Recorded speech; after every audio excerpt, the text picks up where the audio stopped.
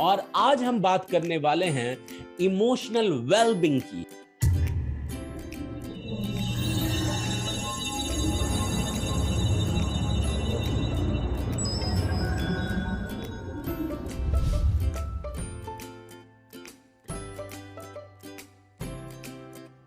Welcome to another day of Abundance Sources series. This is Kumar Gaurav, Scale Up Abundance Coach and best-selling Amazon author, Brain Hacker 1.0.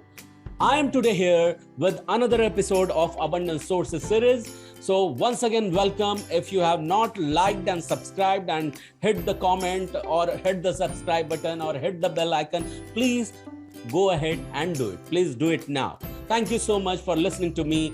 And once again, I welcome you. Today, what we are going to learn, that I'm going to tell you shortly.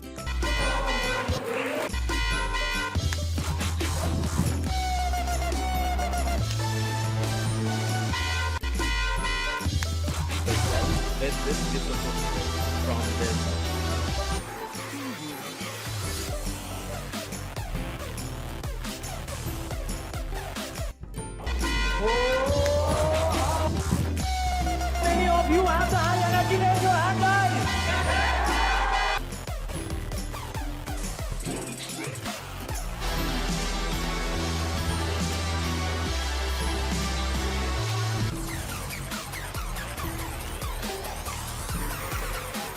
So this is Abundance Sources series और आज हम बात करने वाले हैं emotional wellbeing की।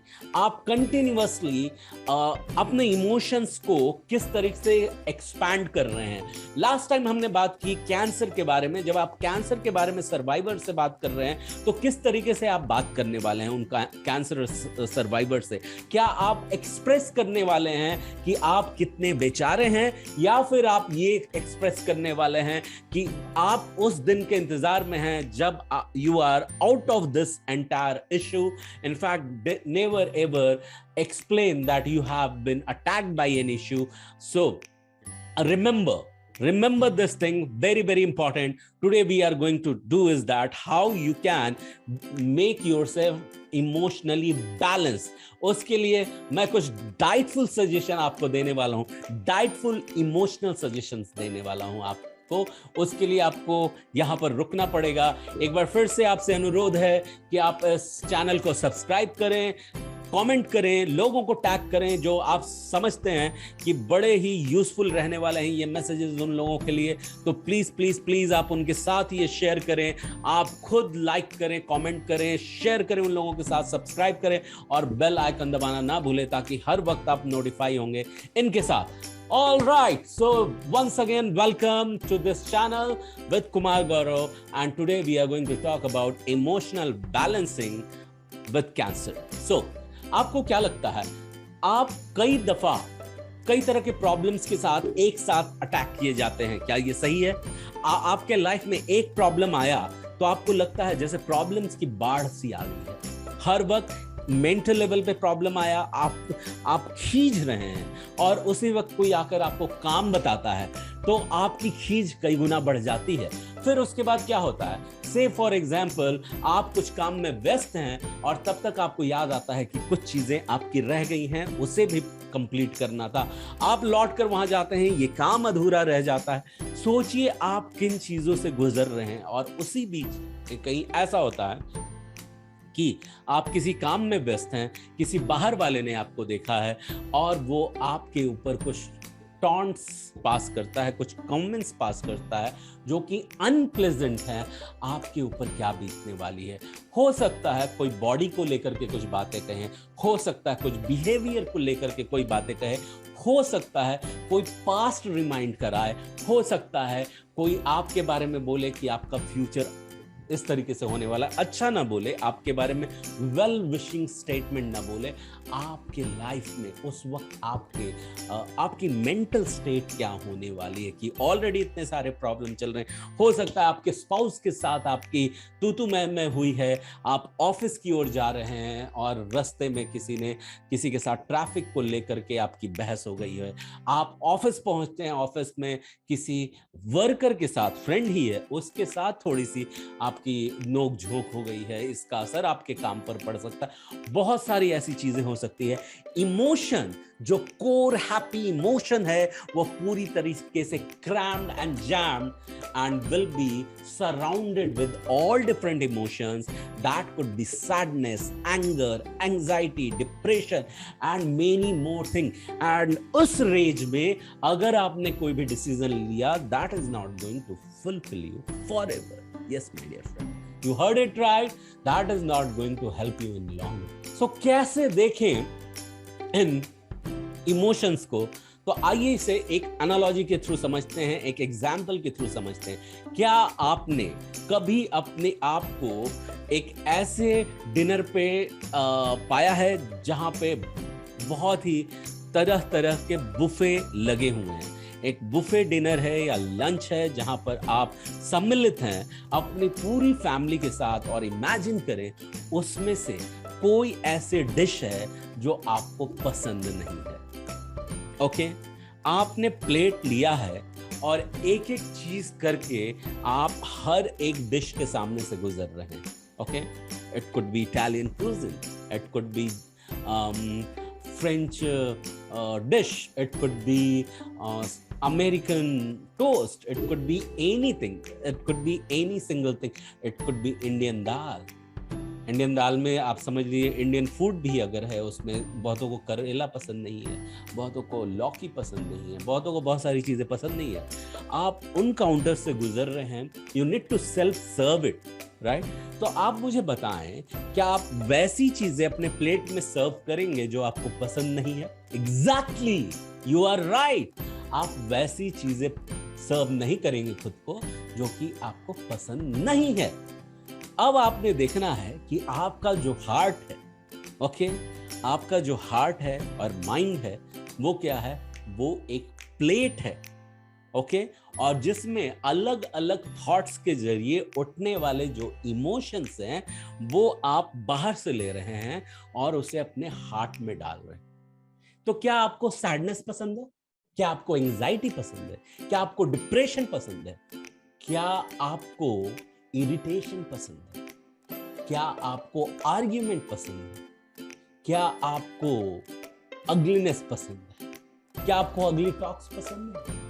नहीं। जब ये चीजें पसंद नहीं है तो पहला स्टेप आता है कि जैसे ही आपके अंदर कोई भी इमोशन उठना शुरू हुआ है, उसे आपको आइडेंटिफाई करना है। आइडेंटिफाई, ओके, फिर उसके बाद उसे एक्नॉलेज करना है और उसे लेबल करना है। Okay, identify, acknowledge and label. So आप से फॉर एग्जाम्पल आपको गुस्सा आ रहा है, एंगर, तो आप उसे पहले आइडेंटिफाई करने वाले हैं नंबर 1 पे कि गुस्सा आ रहा है। ओके, एक अजीब फीलिंग आ रही है, ठीक है, ये अनप्लीजेंट फीलिंग है, ठीक है, पहले ही आप उसे लेबल नहीं कर रहे हैं, तो एक इमोशन उठा है वो अनप्लीजेंट है, ये सपोर्टिंग नहीं है, ये सपोर्टिंग इमोशन नहीं है, ये एम्पावरिंग इमोशन नहीं है, ये नॉन एम्पावरिंग, डिसएम्पावरिंग इमोशन है। अब इस इमोशन को आप एक्नॉलेज कर चुके हैं ऑलरेडी कि ये उठा है जो कि डिसएम्पावरिंग इमोशन है। अब आइडेंटिफाई करने के बाद आपने उसे एक्नॉलेज करना है और कहना है इट्स ओके, मैं एक्सेप्ट करता हूं कि ये इमोशन मेरे बॉडी के अंदर उठी है। अब उसे आपने लेबल करना है और कहना है कि अब मैं ये एक्सेप्ट करता हूं कि ये एंगर की इमोशन मेरे अंदर उठी है। देन 4th स्टेप में क्या आता है? 4th स्टेप में आपको पूछना है कि क्या मैं इसे सर्व करने वाला हूं क्या अपने प्लेट में? ओके, तो आपका प्लेट यहां पर क्या है? Your heart is your plate. So is it disempowering और एम्पावरिंग? अगर ये डिसएम्पावरिंग ऑलरेडी है तो आप इसे सर्व नहीं करने वाले हैं अपने प्लेट में। तो वहां पर आपको ये डिक्लेयर करना है। डिक्लेयर क्या करना है? Because it is disempowering, I am letting it go. Okay, आपने क्या कहना है वहां पे? This is disempowering and I am letting it go. Okay, आपने ये चीजें 3 टाइम्स कहनी है। This is disempowering and I am letting it go, this is disempowering, I am letting it go. अब की बार उसे नाम देना है, this is anger and this is disempowering and I am letting it गो। और इसी तरीके से अब आपको से फॉर एग्जाम्पल आपने उसको सर्व नहीं किया और उसके बाद आपके अंदर आती है अचीवमेंट की फीलिंग। सो अचीवमेंट के लिए भी आप क्या कर सकते हैं, एक्नॉलेज करना है इसे, आइडेंटिफाई किया दिस इज एम्पावरिंग, फिर उसके बाद आपने एक्नॉलेज किया ओके इट हेल्प्स, सो मैं एक्नॉलेज करता हूं and then level it. So achievement को आपने लेवल किया और फिर कहा आपने, फिर डिक्लेयर करना है आपको कि this is empowering and I let it serve. Okay, so अब आपके पास अचीवमेंट की फीलिंग है, उसके साथ आपकी डे की स्टार्ट हुई है। फिर से फॉर एग्जांपल आप किसी भी आवाज को सुनकर इरिटेट हो रहे हैं तो उस वक्त क्या करना है, again similar thing, it is called as IALD framework. Okay, and at the end if it is not serving you, you are not going to get yourself served. So इस तरीके से आपको द रेंज ऑफ इमोशंस को देखना है और उसे अपने प्लेट में कंटिन्यूअसली सर्व करते रहना है। ओके, सो एक बार मैं फिर से समराइज करता हूं कि मैंने आपको इस वक्त क्या बताया कि किस तरीके से इमोशंस को अपने हार्ट के प्लेट में सर्व करना है। उसे हमने एक एग्जाम्पल के थ्रू जाना है जिसमें आप एक बुफे में शामिल हैं और इस तरीके से आप देखेंगे हर वक्त आप एम्पावर्ड इमोशंस के साथ रहने वाले हैं। एंड अगेन अगर आपकी इमोशन एम्पावर्ड होगी, आपके थॉट एम्पावर्ड होंगे और आपके डिक्लेरेशन एम्पावर्ड होंगे और देयर बाय आपकी हेल्थ एम्पावर्ड होगी। फिर जो पहले स्टेज में प्रीवियस वीडियो में मैंने बताया था कि किस तरीके से कैंसर के थॉट्स को भी आप फीड कर रहे हैं अपने बॉडी के अंदर, तो उस वक्त जो भी थॉट को आप फीड करेंगे वो आप फीड करने वाले हैं एम्पावरिंग थॉट्स। एम्पावरिंग थॉट्स को ही आप कंटिन्यूअसली फीड करने वाले हैं। फिर उसके बाद मैंने आपको जिस तरीके से कहा, इसे प्रैक्टिस करने की नीड है। जितना ज़्यादा आप प्रैक्टिस करेंगे उतना ज़्यादा आपको इस पे मास्टरी हासिल होती हुई दिखाई देगी।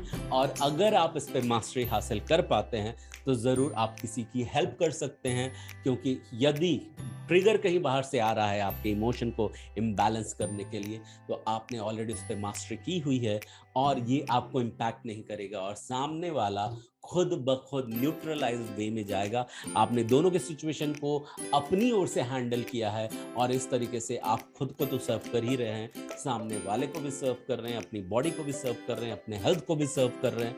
तो देखा जाए तो कई मायनों में आप कई लोगों की सर्विस कर रहे हैं। और अगेन आप जहाँ पे उपस्थित हैं, जिन एनवायरनमेंट में हैं, वहाँ पे जुड़े सारे लोगों को आप हेल्प करते जा रहे हैं।